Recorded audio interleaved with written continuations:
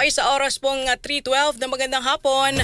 Nasa kabilang linya na po natin si Sir Francis Oyehara, ang presidente po ng Philippine Egg Board Association. Magandang hapon po, Sir Francis. Magandang hapon, Miss Angel, at sa lahat po ng nakikinig ng ating programa. Opo, Sir Francis, ano daw po ba yung pangunahing dahilan kung bakit po nakaamba ang pagtataas ng presyo ng itlog? Ang presyo po ng itlog, nagsimula po itong tumaas noong June, July pa. Mm-hmm. So right now, ang presyo po natin ay stable.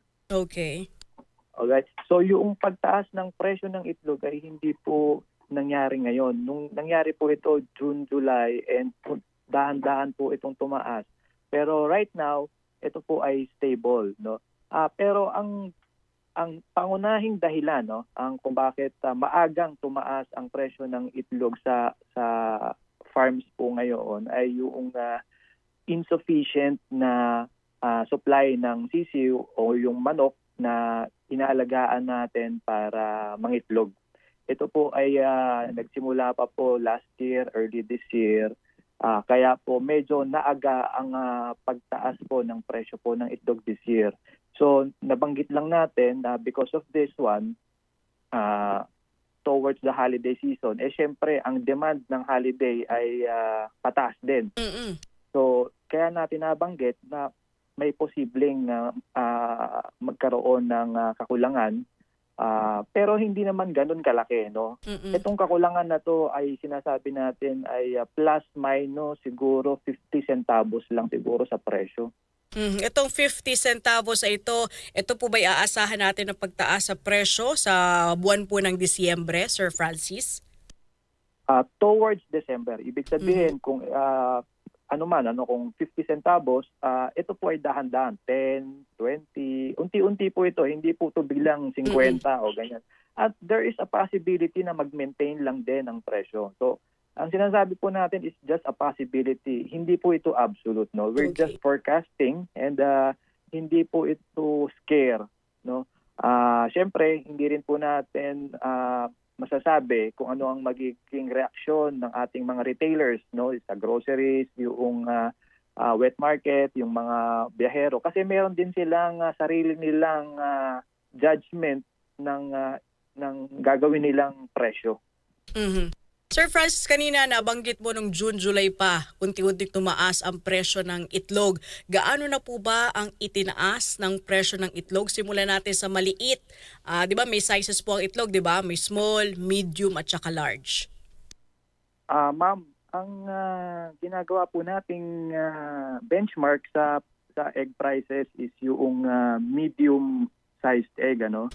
Right now, ang farm gate price po ng medium ay naglalaro po ito sa 7.10 hanggang 7.30 right now. So nung June, July, nung summer season, siguro nanggaling po ito ng mga 6 pesos. Mga ganyan, ano? So kasi bumaba ang presyo ng itlog noong April, May, no? Summer. Okay. Usually bumababa ang presyo ng summer season, ano. Tapos nung pagdating ng June, yan, nagdahan-dahan na po siya hanggang ngayon po ang presyo na po nito ay 7.10. Well, in proportion po doon sa ibang mga sizes pa, no. So kasi medyo marami rin po yung sizes, kaya medium lang po yung ginagawa nating basis ng pricing. So paano po, Sir Francis, nakakaapekto ang presyo ng mga feeds at iba po pong tinatawag na production cost sa kasalukuyang presyohan po ng ating mga itlog, Sir Francis? Napakalaki po ng epekto ng feed cost natin kasi mahigit kalahati ng ating cost ay feed cost, no? Pero hindi lang po feed cost ang ating problema ngayon. Sabi natin, nag-underproduction yung ating mga alagang manok. Ibig sabihin, below standards. Hindi sila nagpo-produce noong supposed to be na dapat na pinoproduce nila, no? And even yung ating laying, yung production ng table eggs ay apektado din dahil sa mga maraming sakit ngayon na tinutugan na natin hindi lang yung feed cost, no. Lahat po ito ay naging dahilan kung bakit may kakulangan tayo sa produksyon ng table eggs. Ibig sabihin, tumaas din po ang cost natin kasi tumaas ang mortalities, yung efficiency natin pangit, no. Hindi maganda yung efficiency. So pag hindi maganda ang efficiency, ibig sabihin mataas ang cost mo, tapos yung production mo ay hindi maganda, hindi proportionate, no, hindi positively proportion. So, yun po yung mga makino-consider natin kung bakit nagtataas din po ang presyo ng itlog. Sir, ngayon papasok na ang panahon ng amihan, 'di ba? Ibig sabihin medyo magiging malamig na. Posible po bang bumaba din po ang production ng itlog dahil posible magkasakit yung ating mga manok?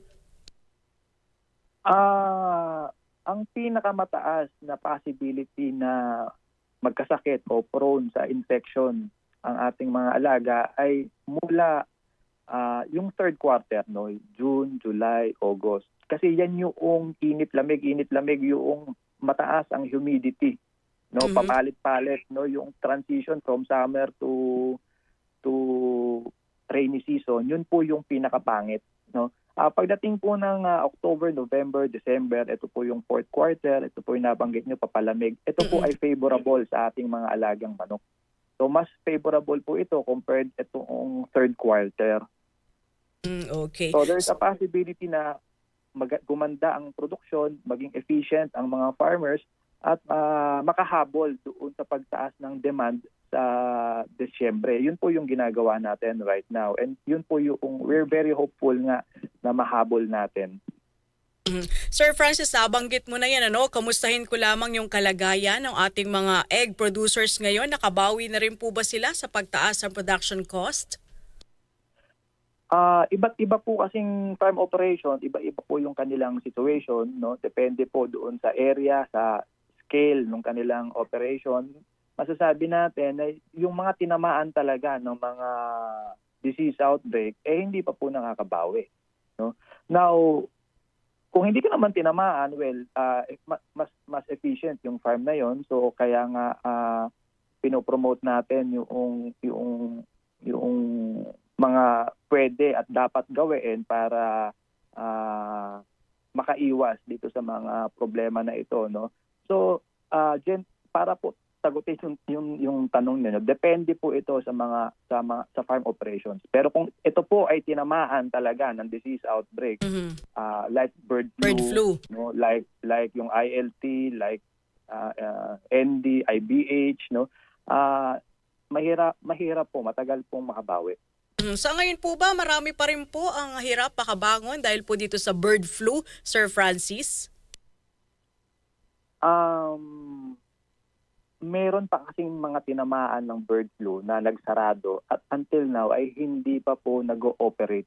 Kasi naghihintay sila doon sa commercialization ng bird flu vaccine, no.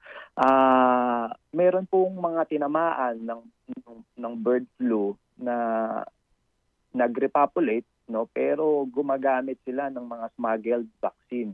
Kasi napakahirap pong sumugal, no, napakahirap na magsimula ulit nang wala ka namang intervention, wala kang assurance kung makakaiwas ka ba. Kung tamaan ka ulit, di napakalaki ng iyong losses, no.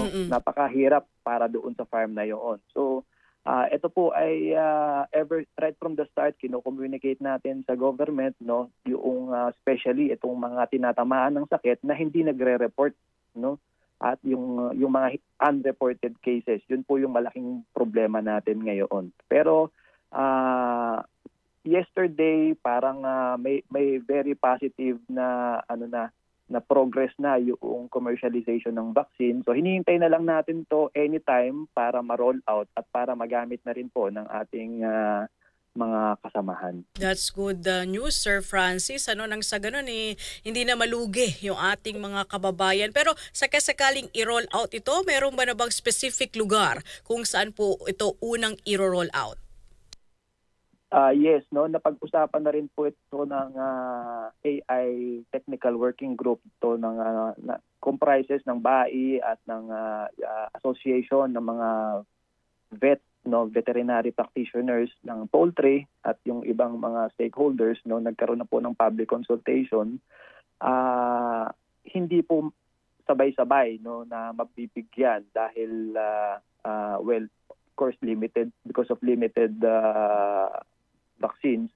Dinivide, po yan, sinegregate po yan, hinati-hati into zones. Also, in-identify yung high risk doon sa low risk area. Siyempre, ang ipaprioritize ng gobyerno ay yung high risk. Yung mga low risk, yun yung mga siguro madidelay ng kaunti. At lahat ng farms na gustong magbakuna ay may mga requirements na kailangang ipasa. Number 1 dyan ay letter of intent at kailangan magpaliwanag ka kung bakit mo gustong magbakuna. So, following that procedure, yun po yung magiging guidelines ng kung sino ang mauuna. Merong mga katulad sa sa norte, malamang yan, Tarlac, Bulacan, yung mga previously na tinamaan ng bird flu o yung may ongoing cases ng bird flu, sila po yung uunahin. Ayun. At ito po ba, Sir Francis, ay libre po? Ay, wala pong libre. Opo. Para sa I know, wala pong subsidy from the government ito. Although nag-request na po kami, sana magkaroon man lang ng certain quantity na po pwedeng i-subsidize ng gobyerno. Pero as of now, wala pa pong ganitong binabanggit sa atin at lahat po ito ay kanya-kanyang gastusin ng mga farms. Opo. Meron po bang tulong ang Philippine Egg Board, especially do sa mga maliliit na poultry farmers, lalo na dito sa bakunang ito, sir? Kasi nabanggit mo, wala pong libre. Sa ngayon, hindi pa po natin napag-uusapan yan. Ang pondo po kasi ng Philippine Egg Board ay nakalaan sa egg promotion. Number 1 sa egg promotion. Baka hindi ho kayanin hindi naman po malaki kasi ang funding ng Philippine Egg Board dahil hindi naman po ito income generating o yung so wala tong steady source of income. Ito po ay nanggagaling lang sa mga miyembro lang din ng association.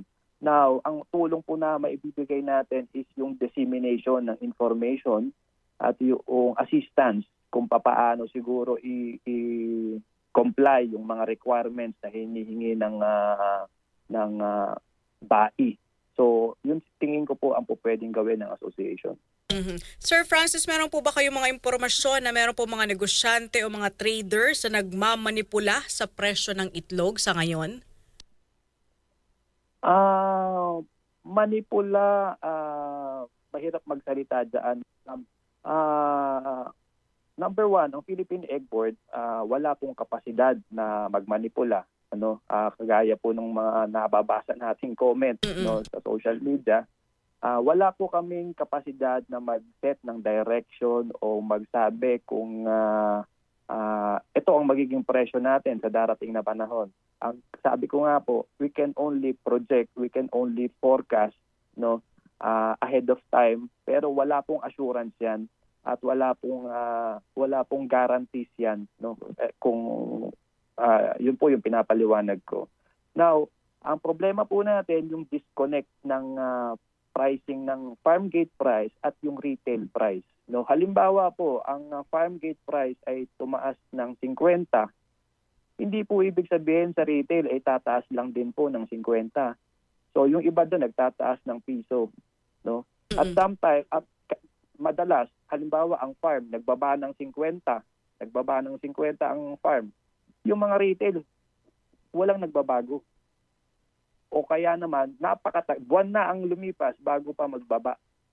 Yan po ang nangyayari. Yun po yung pinapaliwanag natin na disconnect sa pricing ng farm gate prices at yung retail prices. Kasi ang dadaanan po niyan may biyahero pa po yan at yung retailer.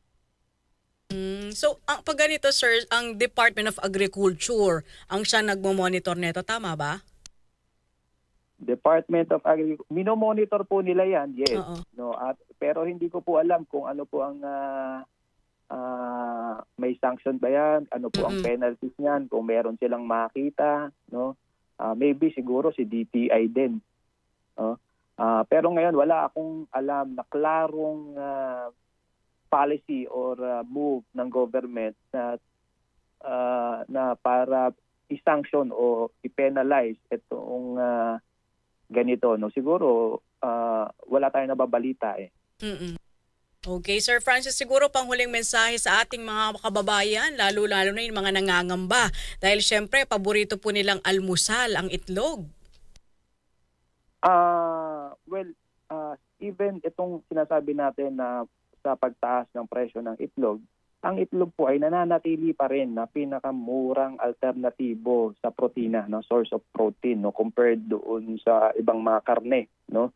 So, kahit sa December na tumaas po ito ng 50 or 30 centavos, pinakamura pa rin alternative source of protein ang itlog at wala pong magiging scare o malaking kakulangan, no. Matutugunan pa rin po ng industriya ang magiging requirement sa darating na holidays. Although yun nga po, no, plus minus mag-a-adjust lang ng kaunti sa presyo, pero definitely makakain pa rin natin lahat ng mga paborito nating pagkain na ginagamitan ng itlog. Opo, sundot lang sir. Ibig sabihin sa after po ng holiday, mga January, ay bababa na po muli ang presyo ng itlog? Based on history, lagi pong ganyan. At kadalasan nga po, pagkatapos ng holiday season, yung January, February, biglang babagsak na yan ng presyo. So ngayon po kasi nababalita, yung pag tumataas ang presyo ng itlog, nababalita. Pero pag bumabagsak po ang presyo ng itlog, wala naman pong balita. So kaya po sa media, laging pinupuna pag tumataas. Pero pagka bumababa, hindi po nababalita, no? Yun po yung sinasabi natin na malaki na po ang ibinaba sa farm gate prices. Pero ang retail, hindi pa rin po gumagalaw. Mas kailangan po natin ang media para sa awareness ng consumers.